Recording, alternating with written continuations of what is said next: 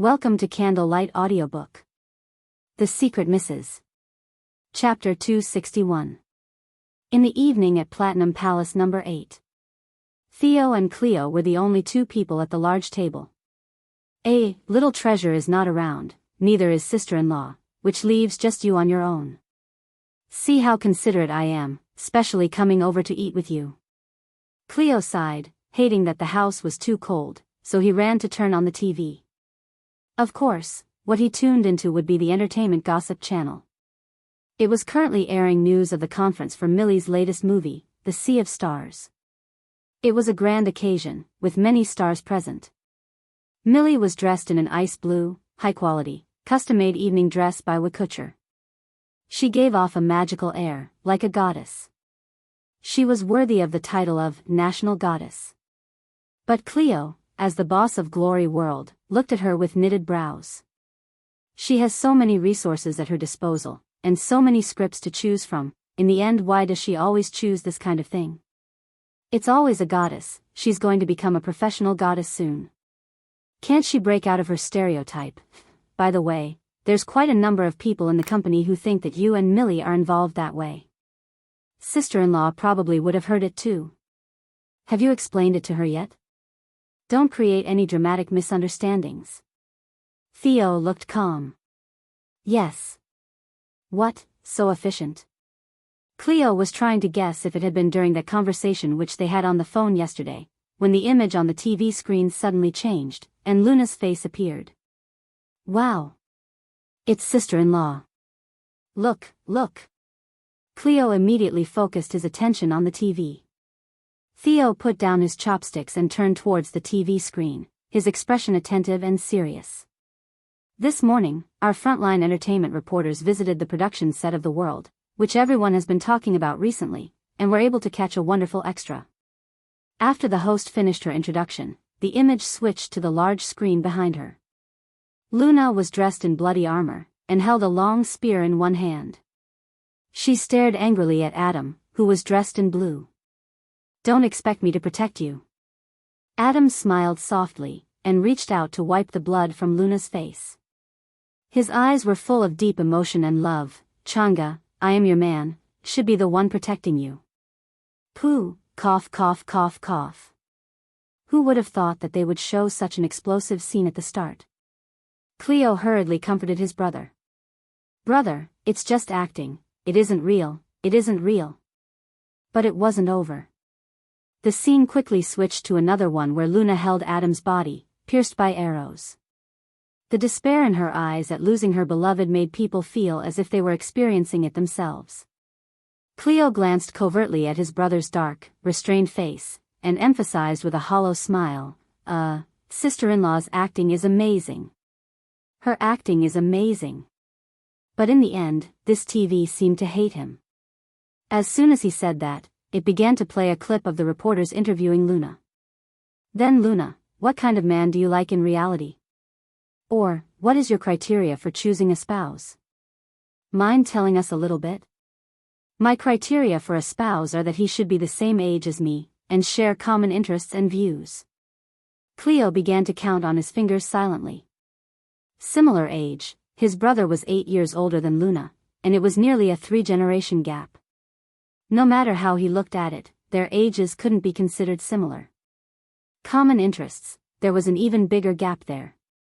Common values, before, the main reason Luna had refused his brother was that people with different values cannot be together. On the other hand, Adam fulfilled all 3 criteria which Luna had for a spouse. Chapter 262. At this very moment, what was running through Theo's mind was, radish.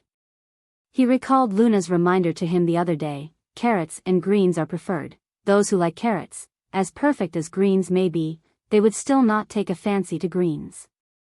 At that point in time, he was confident that Luna reciprocated his feelings. She was most likely just making up excuses, which was why he didn't pay much thought to her words, but now, he had no choice but to acknowledge this problem. Maybe, he really was just considered to be greens, and was not her carrot. Cleo observed his brother's cold stare at the plate of carrots in front of him and a shiver went down his spine. Bro, are you okay? Why is he staring at a plate of carrots with such a murderous vibe? With a poker face, Theo pressed the bell to call for the butler, telling him to get rid of the carrots and to never serve such a vegetable on the dining table ever again. Cleo was baffled. Even if he was a genius beyond comparison, he would still never be able to understand the thoughts of a man in love. In the meantime, the man from Video City came to the hotel. Luna had put on a face mask and was ready to hit the sack when her doorbell rang. Taking a peek at who was outside, Luna exclaimed in shock, "Adam? Why are you here?" "I'm following a team too. I will be living on the floor above yours." Luna was speechless. "I'm only following a team because I have too many scenes." "What are you joining in the fun for?" "I'm trying to save time so I can play more video games, can't I not?" said Adam quite matter-of-factly. "Fine.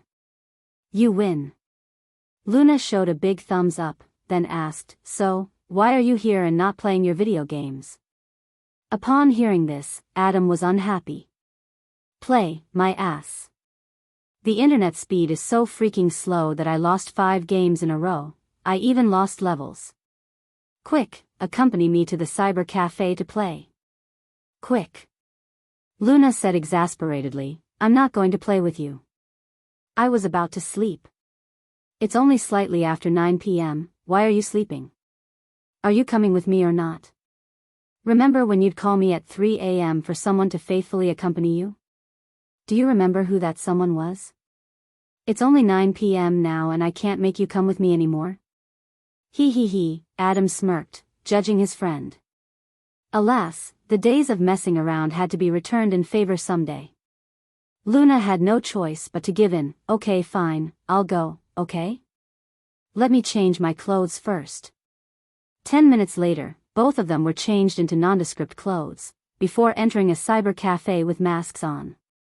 Because this was Movie City, cyber cafes often had celebrities visiting, so the owner didn't find it weird to see 2 people with masks on at night. They were even let in without having their identification cards checked in detail. There were no more private rooms, so they had to find separate rooms to make do. It had been so long since she logged in to play video games that Luna had forgotten her password. Blondie, what's my password again?" Adam rolled his eyes at her and started typing away a series of possible passwords. "Thanks," Luna said as she clicked the Enter button to log in. Once logged in, a bunch of system messages popped up non-stop. Luna lighted up at the sight of all the pop-up windows. "Whoa. RKOI. Why did you send me so much skin? It's even limited edition." Adam was shocked when he heard this. "Dude, I can't believe you haven't seen the birthday present I got for you. How many days has it been? Haven't you been logging in before this? No wonder you could forget your own password." Luna knew it was her fault. She guiltily scratched her head and said, "I'm pretty busy, okay?" Adam pokered his face and replied, "That's just an excuse, you just don't care." Chapter 263. "Sorry, okay, it's not like you don't know how forgetful a person I am. Thanks for your present, I love it so much. I'll accompany you all of tonight, okay? Accompany me all night, You're the one that said so." "Yes, I'm the one that said so. I'll help you regain all your levels and powers. Let's go." Luna kept her promise as a faithful friend and played games all night with Adam. Adam finally got to play to his heart's content since returning to the country, even winning 10 games in a row. Finally, he could enjoy his long-awaited win. It had been a while since Luna relaxed, and she too enjoyed herself playing the games. She yawned and said, "It's a good thing the both of us don't have many scenes in the morning, so we can catch up on some sleep." Little did they know that as they were snoring away in their rooms, it was chaos outside. At last, both were woken up by their managers before they were called to Sheldon's house. "Isn't there still an hour before work? Why did you disrupt my sleep so early in the morning?" Adam grumbled sleepily with a visible bed head. Luna wasn't doing all that great herself either, almost falling asleep as soon as she sat down on a chair. Stacy walked around the house several times in a circle with her arms crossed before she turned to the both of them and asked with a stern tone, what did the both of you do last night? We didn't do anything. The both of them picked up on the tone and knew that something was amiss, which was why they shook their heads and defended themselves in unison. Sheldon seemed to have expected their response and sighed helplessly before showing them the screen of her phone. Then tell me what this is. Explain yourselves. Luna rubbed her eyes and, isn't this from last night? Wasn't this a picture from last night of her and Adam playing games together? Adam immediately came to his senses. Please. This is only a silhouette of our backs, right? How did they even recognize me under all that disguise? Then, Sheldon flipped to the next picture. This time, it was not just their backs but a clear picture that was taken from the front. Even though Luna still had her mask on, Adam did not, clearly exposing his entire face. Adam scratched his head a little and said, I was just a little too excited in the moment so I took my mask off, but it wasn't even 10 seconds. How did they get this photo taken? Luna blinked at the picture and said, well, at least I didn't reveal any flaws, right? Stacy pointed at her earlobe. Your mole. The person in the picture already looks like you, plus this mole was so recognizable, it's not hard for people to connect it to you. Who's this? Such an eagle eye. Without Theo's reminder, Luna had really forgotten this little detail. Adam's face darkened, but when we went we specifically used the identification of crew members, not our own. Who's the one that's so pathetic as to take these pictures and post it online? They could even notice Luna's small mole? Sheldon casually speculated, probably one of your fans. In fact, it's a fan who ships the both of you. Luna widened her eyes at hearing that, a fan who ships us. We still have such fans? At this point, Stacy's expression was unusually serious. Luna, I think you should remember that since your first day of work with us, we have discussed that you are not allowed to be in a relationship at all in your current circumstance. She was too careless this time. She really should have noticed earlier. The way Luna and Adam interact with one another, including the chemistry between them when they are acting and facing reporters, as well playing video games together all night. It was obvious that they had known each other from long before. Especially the way Adam looks at Luna, it was quite unusual. Ship, a slang that means to endorse a romantic relationship. Chapter 264. No. Definitely not. Stacy, you've misunderstood us. We're not dating. Luna furiously denied and turned to Adam for support. That bastard, couldn't he explain our relationship to Stacy? Adam did not say anything, and just shot her a nonchalant look. Stacy was Luna's manager. The decision to tell her or not to tell her would lie in Luna's hands. Luna deliberated for a while, then decided that there was no other choice but to tell the truth. Stacy, it's like this. Senior Adam and I have known each other since we went to school abroad, and at that point in time, we did date for a while. But it was only for a few days before we broke up, and now we're purely best friends. I know I should have told you such an important thing much earlier, but I thought that you were Adam's ex-girlfriend, and so I didn't want to say anything to make things any more awkward. Stacy was exclaimed in shock. Who told you I was his ex-girlfriend? As soon as she finished her sentence, she glared at Adam. He defensively said, Why are you looking at me? I said no such thing. She made those assumptions herself. Luna rolled her eyes at him, only because you were behaving so oddly. Can you blame me for overthinking? It looked like the two of them were about to launch into an argument, when Stacy massaged her temples and sighed, Luna, Adam and I are purely just former manager and artiste, you need not worry. Immediately, a cold expression flashed across Adam's features. I know that now. Since Stacy said it herself, Luna naturally believed her. Well then, let's discuss a solution to this issue now. Having cleared up the misunderstanding, Stacy began to address the serious problem at hand. Previously, Adam's fans didn't quite like you, and that was due to some malicious intentions. Now that their attitudes have changed 180 degrees, there are now a lot of fans that ship the both of you. Therefore, Sheldon and I have discussed that when the both of you respond to the reporters and the public about this, you can be ambiguous with your responses without denying completely. Just explain that the both of you work in the same company, have complementing personalities, admire one another, and are currently very good friends. Leave them some ambiguity for their imaginations to run wild. Luna nodded obediently, saying, "Oh, okay, I'll do whatever you say." Adam, with a hand supporting his chin, lazily replied, "No comments. Now can I go back to sleep?" Luna immediately slapped him and said, "Sleep, your head. Quickly wake up. We're starting work soon." Adam frustratedly scratched his head and asked, "Which scene are we filming this afternoon?" Luna stared at him unhappily and replied, "The kissing scene. Don't you dare tell me that you haven't even looked at the script once since it was changed. If I was Sheldon, I would have punched you 800 times a day." Since Stacy now knew about their relationship anyway, Luna could finally stop pretending to be polite to Adam. Adam heard this and scoffed, "PFT, the higher-ups are planning to make it a summer release. There will be many underage audiences, so the scriptwriter has already removed all the kissing and erotic scenes." "What kiss scenes are you talking about?" "Most of it has been removed, but wasn't there still a little left? One scene of our first kiss, one sex scene within the military camp. The kiss scene is the one we did right before the hailstorm started and we had to stop. The director said that shots from the front could be used, we just need to supplement it with one more shot of a quick kiss." "Oh, okay," Adam muttered. For some reason, the tip of his eyebrows started pulsating, in a way that signified an ominous premonition. Chapter 265. The Goldberg Group, CEO's office. Theo made a quick call for Cleo to come over. Cleo immediately made his way to his desk. "Brother, you called for me? Have you prepared the materials for the meeting?"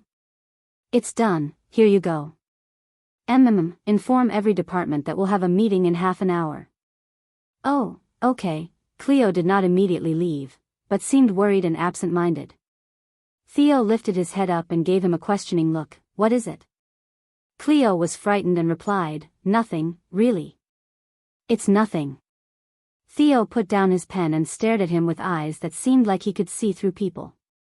As if he was being examined on the military field, Cleo stood rigidly straight and tried hard to remain calm, when his guilt was terribly obvious.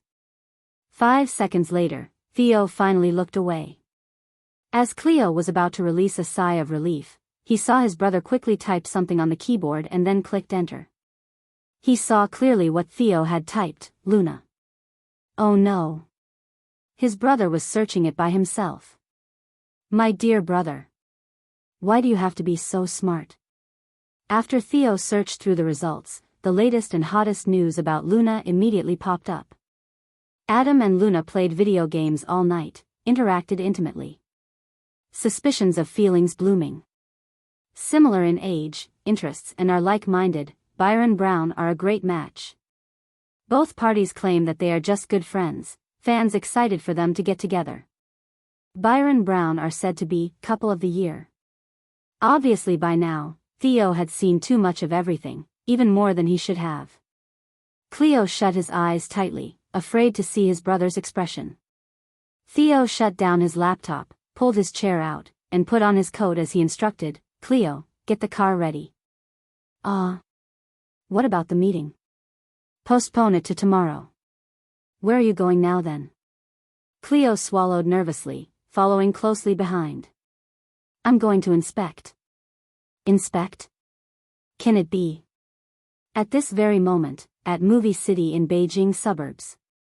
Due to the fact that shooting the first kiss scene at the Lantern Festival required a huge amount of money and manpower, they strived for perfection. Luna and Adam put on such a stellar performance that the director only needed to shoot some supplementary outtakes for the second half of the scene, saving time and money. To ensure that the actors performed better, he even asked for all crew members who were not required to leave the set. When everything was finally ready, just as David was about to shout, "Action," the producer James suddenly stormed in. He pulled Gua and the assistant director aside and told him some urgent news. David expressed his shock about the news. "Glory Word Corporation's boss is coming to personally inspect? Why all of a sudden?"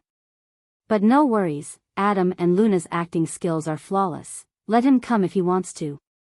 James exclaimed in response, My dear director, if it's only the senior vice president, why would I be so nervous? It's the big boss himself." The CEO of the Lu Group. David was stunned. Who? You can't mean Theo, right? That's exactly who's coming. Gua, hurry and come along with me to welcome him. Ben, you go quickly and tell the crew members and both the actors about this. Right away. They were already ready to shoot, and yet there seemed to be a delay, and even David and James were suddenly nowhere in sight. Seeing Ben run towards them, Luna immediately asked, "What's wrong?" Chapter 266. Who's here? Adam couldn't help but ask, his brows furrowing intensely. Ben rushed to explain to them, later, Goldberg Group's CEO Theo is coming over to observe the shoot. The director has gone to meet him. I don't think I need to further explain how important this shoot is, do I? Make sure that the both of you put on your best performance, okay? Luna gasped, stunned. Theo? Assistant director, are you sure you're not mistaken? You mean Cleo, right? No, I'm not mistaken. Cleo is here too. Quickly go get ready. Ben hurriedly rushed off to alert the other crew members. Luna turned to Adam and said, Blondie, did I just hear him wrongly? Did assistant director just say that Theo's coming over? No, you heard him perfectly. Just as I did. Adam said, as he started to look uneasy. Damn it. No wonder he kept having ominous premonitions. This was what was waiting for him. Ben swiftly cleared the set and dismissed all the crew members, before preparing chairs, drinks and an umbrella. They soon arrived.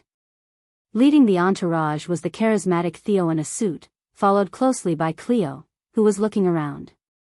They were surrounded by the core members of the directing team, with Wang Taiha explaining profusely about the production team's progress. David enthusiastically led them to the best viewing spot. Mr. Goldberg, Senior Vice President, please have a seat. You've come on the right day. Today's shoot is an exciting one. Really? What is today's shoot all about? Cleo popped a grape into his mouth, asking interestedly. David started explaining what had gone on, and then, after the script was changed, now we are only left with this kissing scene that we are striving to achieve the best effect. Cleo started wiping the sweat of his face. What? A kissing scene? We made it in time for the kissing scene.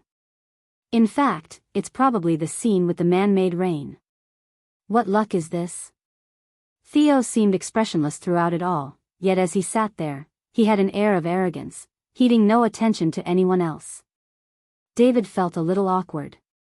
Thankfully, he had already heard about this CEO's temperament previously and was not moved by his apprehension. He continued, Luna and Adam's acting skills are excellent, with such great chemistry. Their scenes are almost always a one-take wonder. David thought to himself, there's no harm in complimenting their own company's artistes, is there? Theo casually took the cup of tea that Cleo was serving him, and said with a cold, distant tone, is that so? Indeed. I'm not sure if you saw the behind-the-scenes footage online, but even the two difficult scenes we shot yesterday were a one-take, David continued as he felt a shiver run down his spine. Cleo cleared his throat at this moment, in an attempt to interrupt. That's enough, let's start. Okay, let's start now, said David, relieved. Lights, props, cameras, everyone, please get ready. Actors, please be in position. The crew nervously prepared themselves, worried that anything might go wrong. After all, the big boss was here to inspect. Theo was a busy man. He did not have time to bother about the trivial matters of his smaller companies, much less personally observe what they were up to. This visit was something that he had never done before, and it was definitely an occasion to brag about. Chapter 267. When the set was ready, the two lead actors made their way out from the resting area. The moment Luna appeared in a red and black outfit. David was not sure if he imagined it, but it seemed as if Theo's arrogant and distant demeanor warmed up a little. Luna looked towards Cleo and Theo from afar. Cleo immediately gave her a sneaky wink and pointed at his camera, indicating that his brother had found out about everything. Luna slowly shifted her sight to look at Theo, who was looking at her in an aggressive, possessive manner, like a predator that was hungry for its prey. The clapperboard sounded and Luna gathered her senses again, immediately sinking into her role for the scene. Ella furiously ran away after fighting with Eden. As the night fell and the sky darkened, Eden who started to worry about her whereabouts. Actually, Ella had already found Eden much earlier. She just did not want to appear, instead mischievously following closely behind him. Observing his grave concern for her, her usually tough demeanor softened. Luna accurately portrayed the feelings of a girl who was in love yet abashed to admit so. Finally, Ella couldn't resist letting her husband Eden worry any longer. Just as Eden was about to break down, she tapped his shoulder from behind, wearing a mask that she had bought from the market. With a delighted tone, she said, "My dear husband, were you looking for me?" Adam was first stunned, then revealed a face shining with joy, before pulling her into his arms. "Ella." Cleo's first reaction was to stop watching the scene, but to look at his brother's reaction. He was shocked and quickly nudged his brother's fingers, saying, Bro, not so hard. This cup is made of glass and not of steel. Remember, this is only acting." Before he could finish his sentence, there was a loud crack. The teacup was broken. Cleo looked up and only saw Luna slowly removing the mask from her face, revealing eyes that were filled with love, looking at Adam. Then, she leaned forward, slowly approaching his lips. Oh no, this time there was no preparation at all. Cleo did not dare look and had to cover his eyes, yet he could not help but peek through the slits between his fingers. 1 second passed. 2 seconds. 3 seconds. 4 seconds. Wait, what's happening? 5 seconds later, Luna, who had yet to plant the kiss, suddenly buried her face in her hands and apologized. "Sorry, I wasn't ready, let's do it again." Luna actually had a bad take. All the crew members, including both directors and producers, were shocked. However, they could understand the reason for the mistake. Having the CEO there was a huge distraction. They were only on the sidelines but already felt the tremendous pressure. What more, Luna? "No worries, let's get ready and do it again," consoled David. Bonnie quickly passed a bottle of mineral water to Luna. "Sister Luna, you can do it." Luna finished the entire bottle at one go. Adam, who was on the side, shot her a look. "Who knew you'd have stage fright too?" With a pale face, Luna replied, "You better make less sarcastic remarks. You know how scary your uncle is. Imagine if you were the one being stared at. We'll see if you can still perform normally." Chapter 268. Without any further delay, the second take began. Ella tapped his shoulder from the back, saying, "My dear husband, were you looking for me?" Eden turned around to hug her. "Ella." David, cut. "Luna, watch your expression, why are you suddenly losing focus?" Luna bowed her head in shame and said, "Sorry." The third take began. Ella, "My dear husband, were you looking for me?" Eden, "Ella." David blurted out, "Cut." Luna, "You took too long staring at him. The most you should take is 3 seconds before you plant the kiss, okay?" Luna mumbled, "Okay." The fourth take. David exclaimed, "Luna, you are being too stiff and inexpressive. What are you looking at?" And then there was a fifth time. And a sixth. In the end, Luna had 6 bad takes in a row. Even Adam was about to break down and he started exclaiming in the restroom, "Dude. I'm about to get a heart attack. Are you going to kiss me or not? Can't you hurry up?" Luna pulled her hair in frustration. I'm the one who's about to get a heart attack, okay? Can't you get your uncle to leave? His staring at me is like an X-ray screening. Who would be able to kiss like this?" Adam scoffed, "He came for you, what can I do to make him leave?" Luna pulled off her wig in exasperation. "Dang it. I really can't stand it." "Hey, please watch your reputation," Adam cautioned. Luna was about to lose her temper due to the intense pressure. He had never seen her been this irritated. From a different perspective, it could also be said that Theo's influence on her was pretty significant. More significant than he had thought. At least previously, no one else affected her acting performance. A profusely sweating David entered the restroom to give Luna some advice. "Luna, what's wrong with you today? Is Theo's presence making you nervous? Just take it easy. Now is not the time to panic." Luna looked down apologetically and said, "I'm sorry for troubling you, director." "Sigh, it's fine. Which actors don't have bad takes? Who knew that the big boss would have come today?" Everyone was taken unaware. "It's not just you, everyone else on set is equally nervous. Do you want to call your manager over?" David suggested. Luna shook her head. "No need for that, let's not trouble Stacy. I can do this, please get ready for the next take." "You sure?" "I'm sure." 3 minutes later, the 7th take began. Luna walked to the camera with her teeth clenched and narrowed her stare at Theo. He was playing around with the tea leaves using the cover of the cup, with a smug expression on his face. The bastard, he was definitely doing this on purpose. His negative presence was clearly trying to make her distracted and underperform. "Ella," Adam hugged Luna. Actually, wasn't he just as pressured? Every time he hugged Luna, he felt like he was being stabbed at with a million arrows from the back. Luna took down the mask off her face, and looked at him longingly for 3 seconds, before slowing leaning towards him. Up to this point, everything was going smoothly. However, as she was about to touch his lips, the hostile stare of the person behind her forced her to lose focus, and she just couldn't plant that kiss, no matter what. Dang it.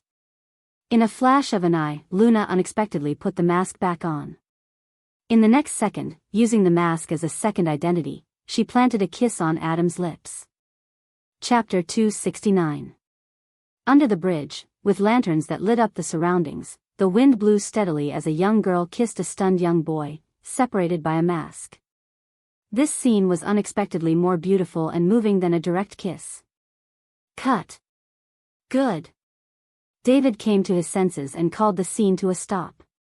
"Not bad, Luna, the way you dealt with this by hiding half of your face actually resulted in a better effect." David complimented, while the other crew members also nodded their heads in agreement. "Director, as long as you're satisfied, all's good," said Luna, forcing herself to smile. "Dang you. I was just acting out a romantic kiss scene, not a crime scene, yet I had to act till I was physically and mentally exhausted." Her eyes then involuntarily shifted to a certain direction. Opposite her, the producer was saying something to Theo while he sat there quietly, like a dull oil painting that had been sitting in a dark corner of an old castle for many years, cold and lonely. Somewhere within his eyes, there was a heart-wrenching sort of loneliness. Luna was taken aback by that sight, hurriedly turning around to leave. "Luna, where are you going?" "The toilet." Luna quickly sent a text message to Cleo as she walked down the corridor. "Senior Vice President, what is your brother trying to do?" Cleo replied her swiftly, "How would I know? He was already acting weird yesterday when he saw the TV play your interview and behind-the-scenes footages. Then, this morning he saw the tabloid news about the both of you playing video games all night, so he immediately postponed a meeting and came here to inspect. Did he let you know what he's thinking about doing, or if he has any plans?" Luna quickly asked, since she knew that the best strategy to win was to know her enemy.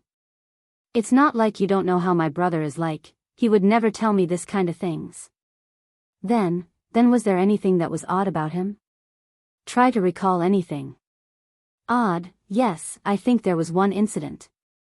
Yesterday, after he finished watching TV, he suddenly glared at a plate of carrots coldly, and then told the butler to never serve this dish. Isn't that weird? As smart as I am, I can't seem to understand what this odd behavior means. Luna's head immediately flashed across the words, "Harvest the carrot." It looks like Theo had entirely misunderstood her and Adam. Luna thought for a while, and typed again, "How's your brother now? He should be okay, right?" She had already used up all her brain juices to come with the idea of kissing through a mask. No way. The moment you kissed him, the air turned so chilly that I felt like I was 10 million meters underground in some 1,000-year-old ice cave. Oh, right, little Luna, where are you? Be careful. My brother's currently not in sight, and I don't know where he went. My guess is that he's probably gone to look for you. Be careful, okay? As soon as Luna finished reading that last sentence from Cleo, a silhouette fell from behind her, and someone was forcefully pulling her away. She felt a hand grabbing her waist, and when the world seemed to be spinning around her, she was pushed into the toilet, and she heard the sound of a door closing. Then, she felt her back pressed up roughly against the door, and before she could call out in pain, her voice was muffled by a hot, crazy, and hungry mouth. At that moment, because Luna could barely breathe, the only thought that crossed her mind was, "Dang you, Cleo. You did this on purpose, didn't you?" She refused to say out loud, "You could have warned me earlier." Chapter 270. All along, she had always thought of Theo as a serious and restrained gentleman, yet this kiss was urgent, almost savage and primitive. The grip on her waist was like iron, and her mouth was filled with the metallic taste of her own blood as her lips were being bitten. Her tongue was also getting pulled to the point of numbness, and she felt as if she was getting devoured. Lou. Whenever she attempted to fight back, he held her down even tighter and was more ruthless. She winced at the shooting pain in her neck and looked at the man in front of her who had lost his control. He was such a stranger to her that she was worried. Luna discreetly took off the wooden hairpin from her head and quickly pointed the sharp end at his neck when he had his guard down, warning him, "Theo, you'd better calm down or else." Theo's kisses stopped at her collarbone, but only for a moment. He seemed as if he was deciding where to continue, before he found his way to her lips again, with no sign of stopping. Luna felt helpless. This guy, can he read minds? He knew that she would not hurt a single hair on him. He knew that she would not be able to bring herself to do it. Her mind flashed across to a story she once read, about a girl's beloved who was cursed to become a monster, yet the girl could not bear to leave him. She even let him have her flesh and blood so that he would not hurt the local villagers and get killed in the process. When she had finished reading the story, she thought the girl was a total idiot. But now, she had become that idiot. Theo's kisses lingered repeatedly at her sensitive earlobe. When Luna finally had the chance to quickly say, "Theo, did you forget what you promised me? Or are you breaking your promise?" When he heard her voice, some rationality passed through his eyes and he paused before replying mellowly, "Inspection." Luna almost laughed at this. "Inspection? Who inspects like you? With you sitting there, who wouldn't be distracted from their acting?" "Professionalism," he replied monotonously. "Are you trying to say that I'm not professional?" Fine. I really haven't been very professional today, but there will be no next time. Also, if you're just here to inspect, then what are you doing right now?" Luna questioned. Theo wrapped her tightly in his arms, as if hugging his favorite toy that he had just snatched back from other kids, and did not say a word more. At this point, Luna was a mess. All the negative thoughts she had tried so hard to suppress surfaced, forcing her to face the music and make a decision. Moments passed, and as Luna was about to go limp in his warm, intoxicating embrace, she came back to her senses. She took a deep sigh before saying, "Theo, you gave me 7 days." "Well, you don't have to wait for 7 days, I can just answer you now." "I don't want to hear it," said Theo, whose expression tightened, and he immediately went in for a kiss again, in an attempt to stop her from saying more. Luna had a look of despair as she dodged him. "Theo, listen to me." As if afraid she would hesitate, Luna squeezed her eyes tightly before looking at him and said,